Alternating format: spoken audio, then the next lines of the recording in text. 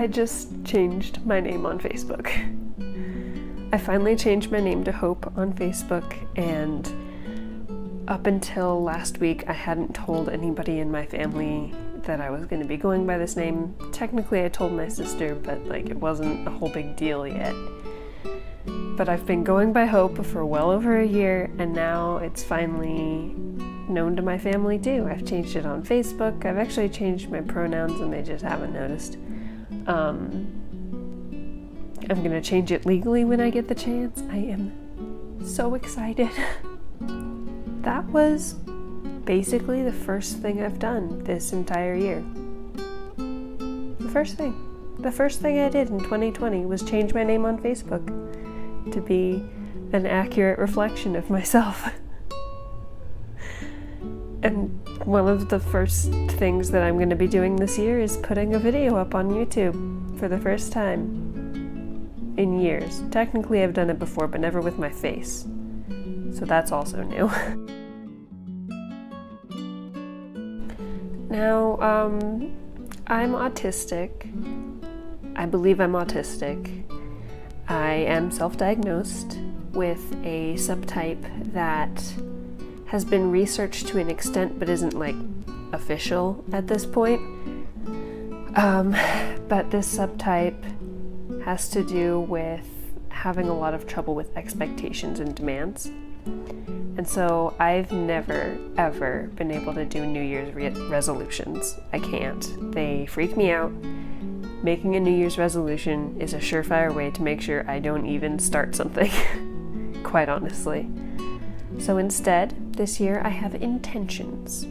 And the idea of intentions is that it's a little more casual, a little more spread out. It doesn't feel like it has to be, on a strict schedule right from the beginning of the year. It's just, these are things I want to do more this year, but I'm not going to put a lot of pressure on myself. One of those things is starting this channel. I am super, super excited to be starting this channel this year. I've been thinking about starting a YouTube channel for over a year now, and now is finally the time that feels right. On this channel, I plan to be talking about mental health a lot. I'm going to be talking about disability a lot, and the intersections of those two things, because they really do honestly go together. I mean, there are some mental health issues that are disabilities in and of themselves, others that contribute to physical illnesses and may make them more disabling. And I have both physical and mental issues, so might as well. I also want to talk about positivity, and I want to talk about my dog. I want to talk about body positivity through the lens of disability and mental health, because it's something that needs more attention on it, because mental health and both mental and physical disability can really affect your self-image, both when it comes to taking care of yourself and just to having a good image of yourself to begin with. I also happen to be a witch, and one of my intentions for this year is to learn some things about herbal healing and just sort of grow my knowledge and my craft and settle into some sort of belief system that makes sense to me. I grew up in a very religious family, and I no longer follow the religion that I was raised in.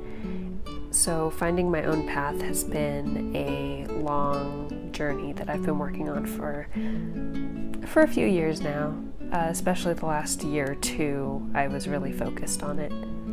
My partner got me a beautiful, beautiful herbal healing book for Christmas that I'm super excited to get into and learn some things, hoping that the area that I live in can provide me with some useful plants to learn how to do some stuff.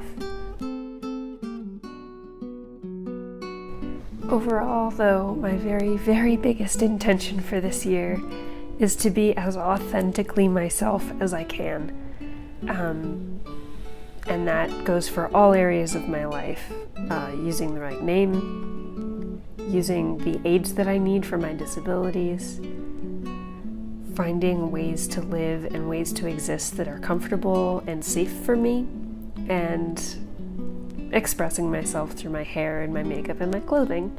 I am super, super excited for this year, quite honestly. I don't think I've been this excited for a new year in a very long time.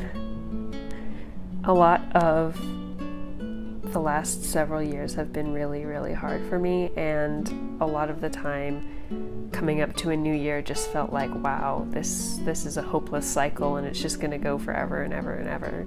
This last year has been a lot better for that, I think. I'm in therapy with a therapist who understands my needs a little bit better. Not that my old therapist was bad, she just wasn't as good as I needed at the time. And things have really improved since I swapped to a trauma therapist. In addition, I got out of a bad relationship last year, had a really good relationship this year, and now I'm in another very good relationship this year. So, or I guess it's after the new year. So in this most recent year, within the last year, I've had 2 very good relationships. And the year before that, I got out of one that had gone quite sour long before I realized it. So overall, this past year has been a lot of good things for me. And I really look forward to this year having a lot of good things about it too.